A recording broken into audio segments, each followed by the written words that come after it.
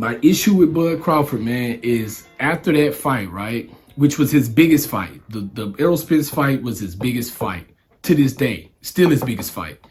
Canelo may be bigger or about the same, but up until this point, him fighting Errol Spence was his biggest fight.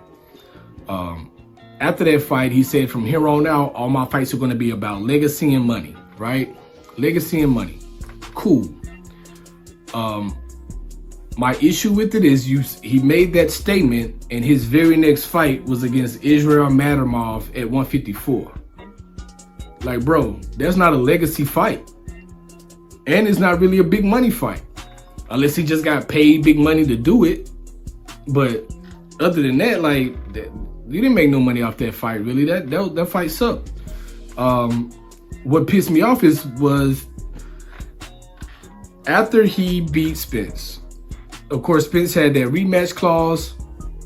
Of course, Spence wanted to fight at 154. Bud kept hollering like, I'm not gonna fight you at 154. Which I never understood, because my nigga, you already said you're going up to 154. Which is, your next fight was at 154.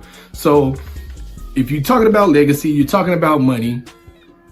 The legacy fight, your first legacy fight and big money fight was Errol Spence Jr. Why not solidify your legacy and the bag and your money by doing Spence Crawford 2? Spence Crawford 2 at 154 is your legacy. That's your legacy fight. It was your biggest fight up until then. It was your biggest opponent. The biggest opponent most people knew of. Do it again. Run it back. The Spence Crawford 2 was going to be even bigger than the first one because of how all the Spence fans were not. They were not. What's the word I'm looking for? They didn't believe. They weren't convinced that you're better than Spence. Which we saw that ass whooping. But then, of course, all the excuses start flying. Spence was drugged. Spence was tired. His eyes look weird. His eye is almost out of the socket. He's not right. But let's run it back at 154.